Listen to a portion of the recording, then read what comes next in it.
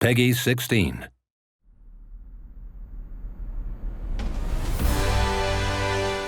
Greetings, Blood Bowl fans and coaches of all stripes.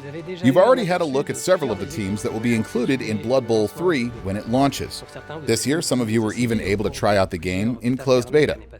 Today, we're pleased to be able to tell you a bit more about two teams that will be making their first appearance in the game: the Chaos Renegades and the Old World Alliance.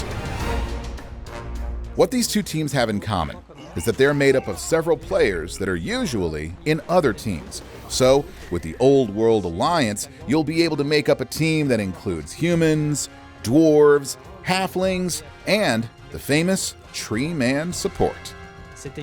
This team combines the flexibility of the humans with the resistance of the dwarves. And if you still need a bit more punch, you've got the Tree Man, who can really block his own. But make sure you manage the different parts of your team correctly, though. Basically, the humans tend to refuse to pass the ball to other players, and the dwarves play very independently, which might make you use up too many rerolls. We had fun designing new, unique customization options for this team, with markings from both the human and dwarf teams, so there is a single team look rather than different ones. And this is especially obvious with the Tree Man, who has a really unique look. The Chaos Renegades, for their part, are an unlikely alliance of humans, dark elves, Skaven, and greenskins, alongside the big guys of Chaos. One small point that sets this team apart is that it can recruit up to 3 tough players, so they really are devastatingly strong and intimidating. Because of their allegiance to the gods of chaos, every player on the team has special access to mutation skills, giving them a lot of flexibility. Blood Bowl 3 has also given us the chance to highlight a new, major game feature: the pitches, which have specific gameplay rules. Today, we're going to give you an early look at 3 of them. The first is the Chaos Chosen pitch, with mounds of skulls, stone pillars swaying in the magic wind, and molten lava. It is clearly a pitch occupied by dark forces. The pitch starts out in a completely normal way, but if one of the players from either team ever spills blood during the first half, it will draw the attention of demonic entities. In the second half, heat and lava will make the game a lot more complicated. Sprinting players will trip and fall more easily, and some of them may even be forced to miss entire drives if they succumb to heat stroke.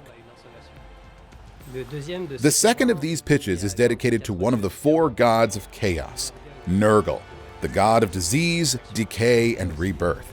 At first, the pitch is dormant, but if any player is ever unfortunate enough to die on this sacred ground, then the pitch will awaken from its slumber.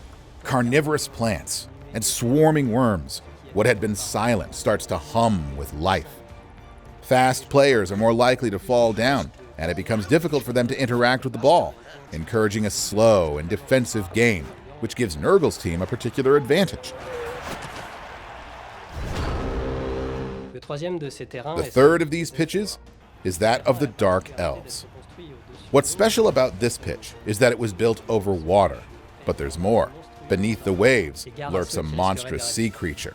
And beware, if either team scores a touchdown in the first half, it might stir. A roaring crowd awakens the impressive tentacled monster. During the second half of the match, the pitch is partly flooded, and stunned players will have trouble coming around. The players will also have to move more slowly in order to avoid the monster's tentacles. So, now I just like to say I hope you all have a great day, great matches, and of course, a little bit of luck with the dice. We hope you have enjoyed all these new features. We genuinely can't wait to show you even more. Blood Bowl 3 holds some more tremendous surprises for you. So, we will say, see you soon on the pitch, coaches.